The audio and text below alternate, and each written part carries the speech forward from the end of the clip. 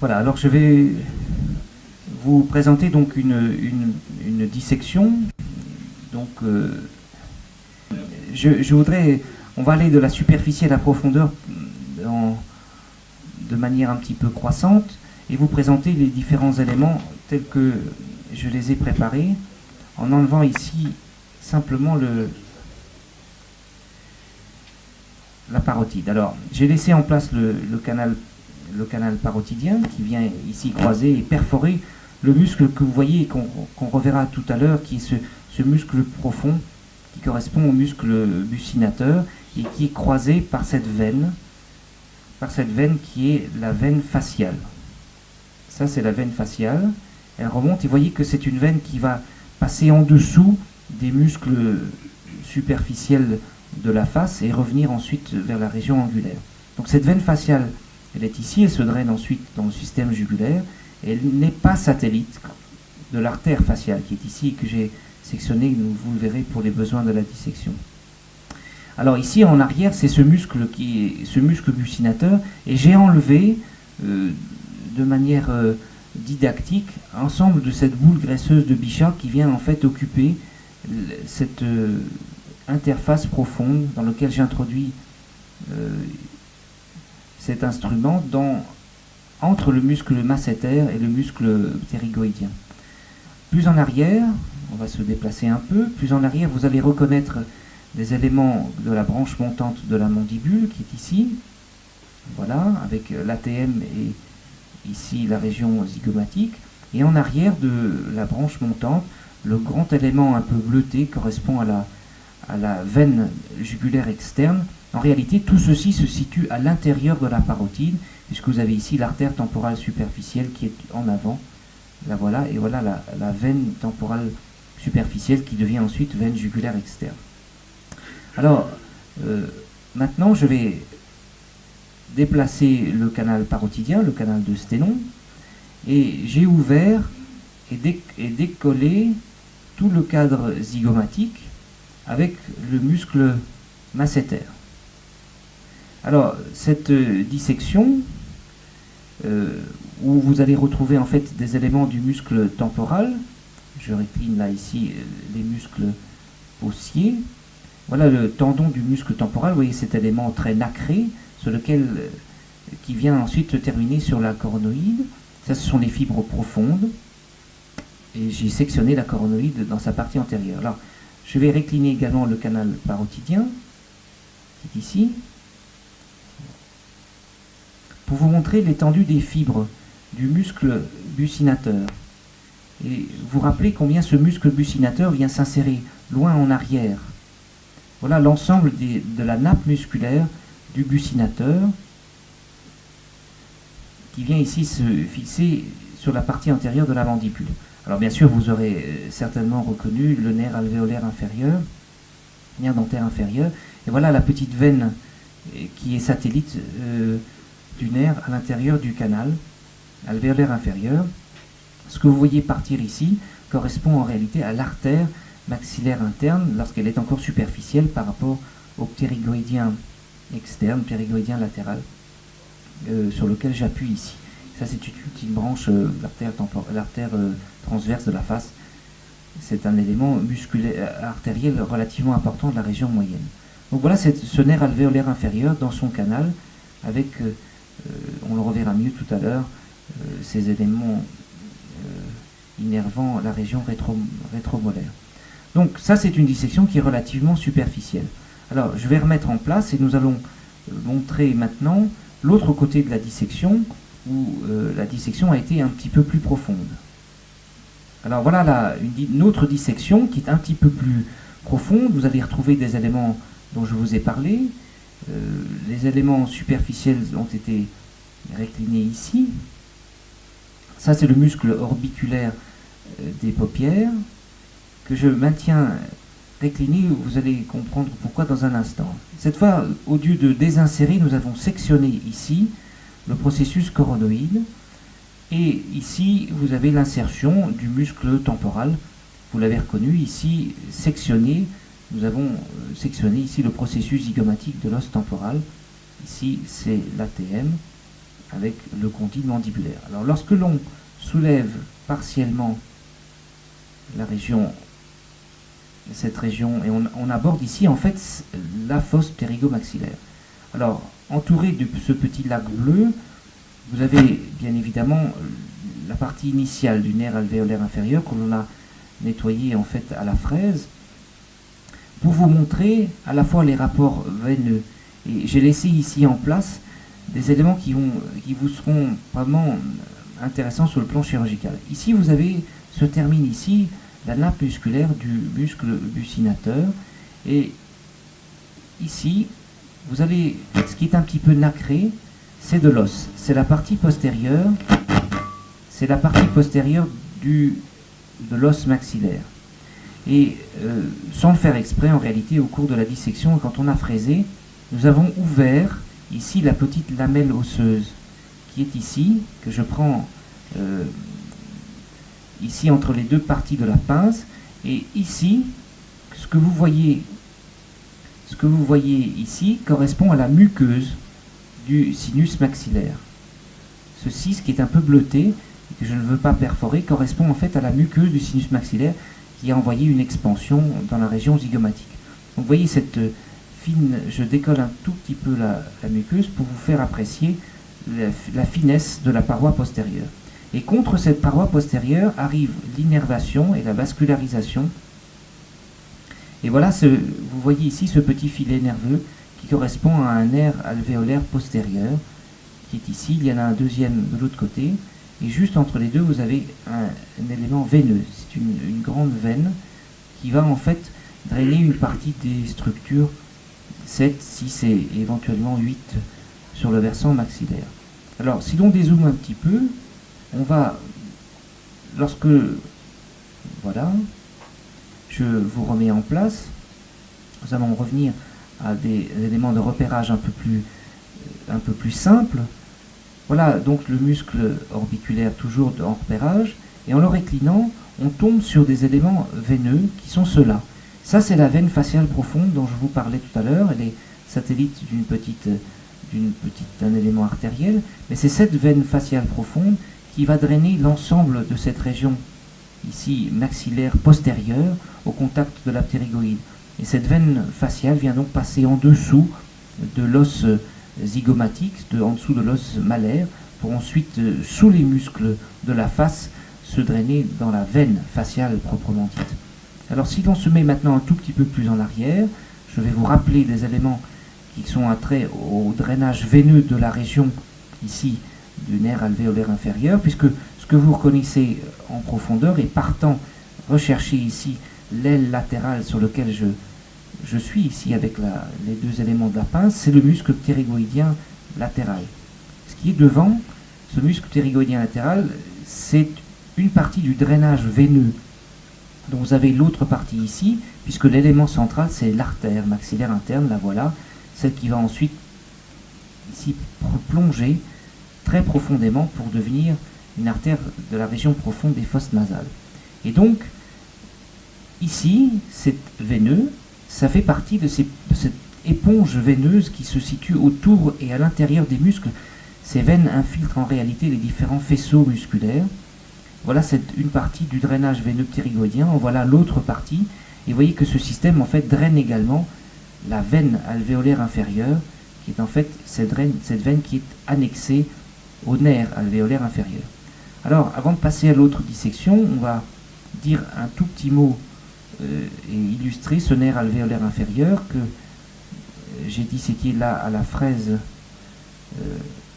ici. Vous voyez que c'est un nerf qui est pas toujours unique, qui peut avoir des faisceaux de dédoublement.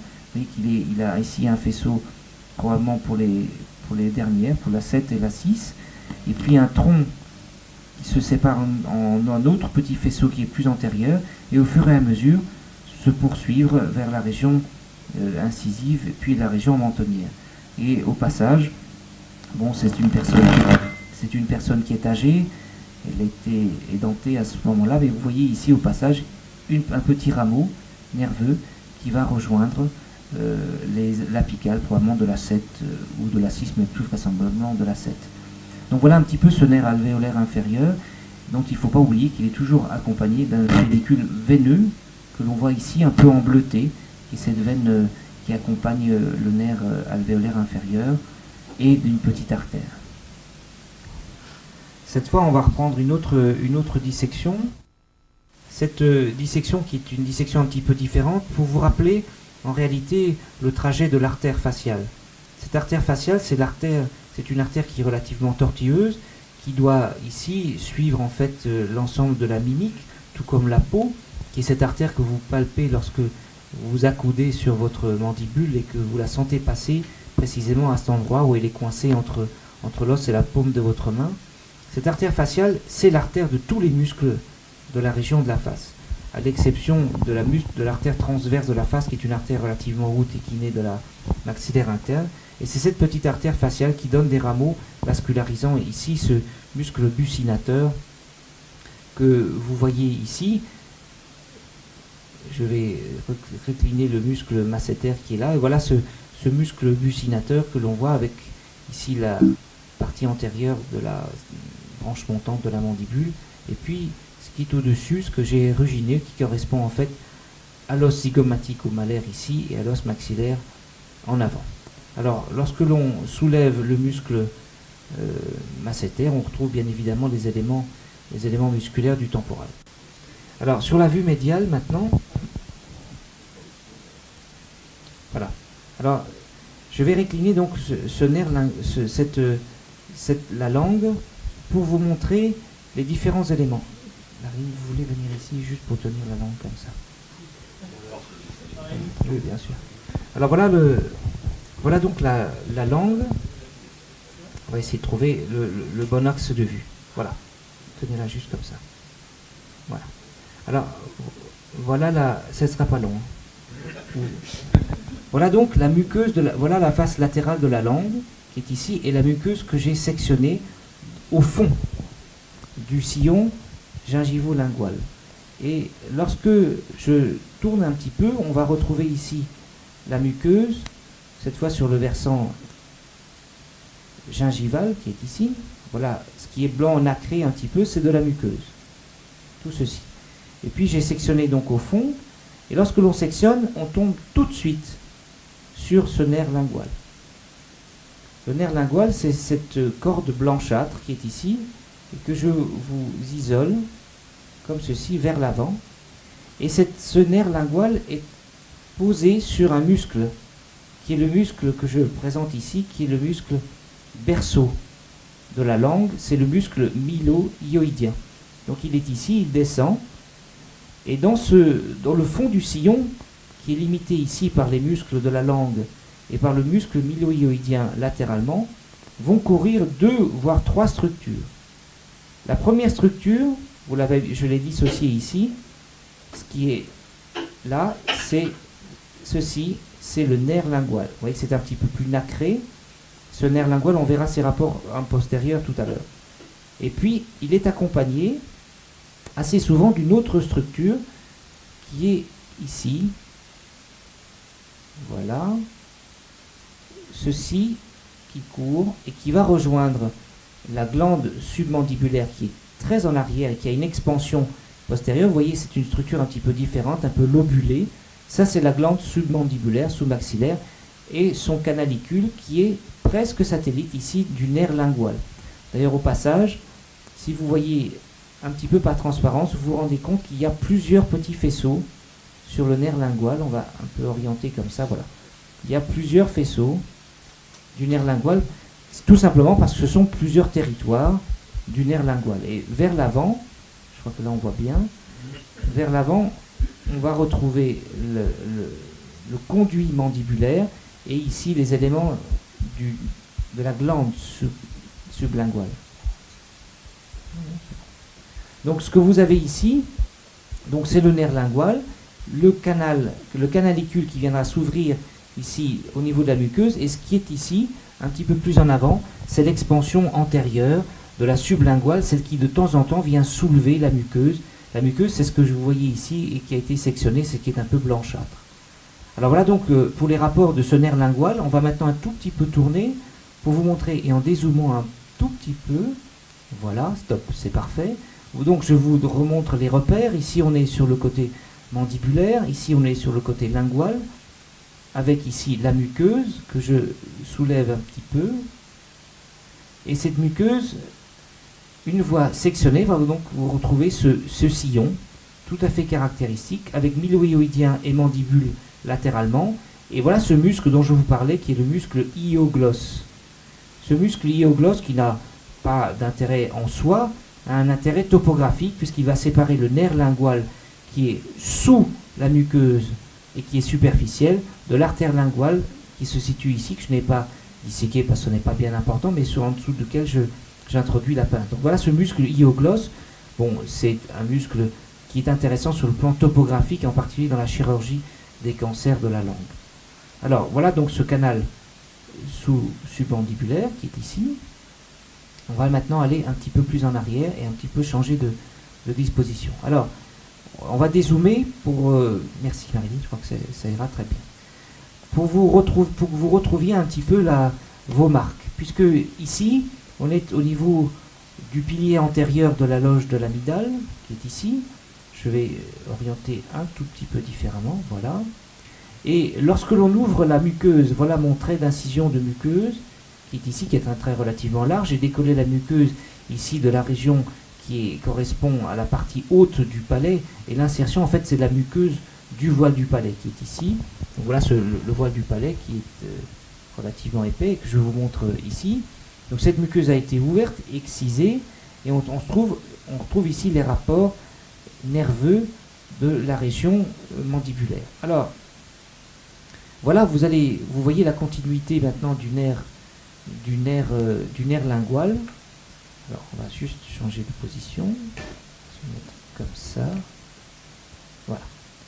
Alors voilà le nerf lingual qui est ici, et vous voyez que il est contre un muscle que l'on voit tout au fond et qui est bien en arrière, en profondeur de la muqueuse, et qui est le muscle ptérygoïdien médial. En fait, ce qui est un peu blanchâtre, un petit peu jaune au fond, on le reverra tout à l'heure, correspond en fait à la partie profonde interne de la branche montante de la mandibule. Bien. Alors, ce nerf lingual, on va le remettre dans sa position tel qu'il est lorsqu'on le dissèque. Le voilà.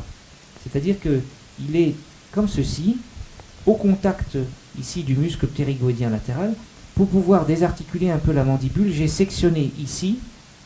Il était ici entre la mandibule, on en voit d'ailleurs un petit fragment encore. Ceci correspond, il était comme ça et il allait vers la ptérygoïde médialement. C'est le petit ligament ptérygomandibulaire qui est ce petit ligament d'attache qui est important sur le plan topographique. Il est ici. Et voilà ce nerf lingual, vous voyez, qui arrive en fait assez verticalement, et il vient en fait faire ce trajet en baïonnette dont je vous parlais pour aller rejoindre ici, voilà, parfait, ici, rejoindre le fond de cette fosse. Vous voyez qu'il est tout proche ici de l'expansion profonde de la submandibulaire, de la sous-maxillaire, qui est ici, où vous reconnaissez ces lobulations. Et voilà ce nerf lingual qui est là. Et ici, on est au niveau de l'espace rétromolaire. Alors, la personne ici qui a été disséquée n'a plus de 7 depuis longtemps, ni de 6, ni de 5. Mais la région qui vous intéresse, c'est cette région ici, l'insertion postérieure du mylohyoïdien. Alors, on va remonter maintenant le long de ce nerf lingual. Et lorsque l'on poursuit la dissection, qui est beaucoup plus profonde, je vais récliner maintenant le nerf lingual, on voit tout au fond, si on peut mettre au point, ici, là, ici vous avez, je le prends, ce qui est blanc et nacré, c'est un petit faisceau musculaire du ptérygoïdien médial. En revanche, ce qui est juste devant, c'est... On va repousser ce nerf lingual, voilà. On va peut-être tourner, voilà, très bien. Là, vous voyez très bien la manière dont le nerf alvéolaire inférieur, ici, pénètre dans son canal. Et voilà, je touche ici, avec cette sonde, l'orifice d'entrée du nerf alvéolaire inférieur. Voilà ce nerf alvéolaire inférieur qui est ici montré, comme ceci, et qui vient lui aussi assez verticalement, en fait, pénétrer dans le nerf, dans son orifice. Alors, si l'on prend des repères osseux en particulier, je vais tourner un tout petit peu pour vous donner et vous montrer en réalité, voilà le nerf alvéolaire inférieur, je vous le remonte, et voici le bord antérieur de la branche montante de la mandibule. Alors, si vous connaissez cette sonde, donc vous voyez la longueur qu'il y a chez cette personne entre le rebord antérieur qui est à l'extrémité, voilà, et l'orifice antérieur, il y a 1 cm entre le rebord antérieur de la branche montante et l'entrée ici du nerf alvéolaire inférieur. Bon, alors il n'est pas forcément nécessaire d'être contre le nerf, mais ici vous avez 1 cm, 1 cm 1, 1 cm 2, entre le rebord antérieur mandibulaire, qui est juste ici, et l'entrée du nerf alvéolaire inférieur. Alors ce qui est ici, ce que vous voyez ici, ce sont les insertions les plus basses du muscle ptérygoïdien médial. Alors, ce qui est un peu plus en avant, ce qui est en dessous, et ma sonde est ici, en fait elle est contre le muscle buccinateur. L'épine, voilà donc l'orifice d'entrée du nerf alvéolaire inférieur. Du nerf alvéolaire inférieur qui est ici. Donc je vais mettre la sonde ici de manière horizontale et vous donner... Alors voilà, voilà extérieurement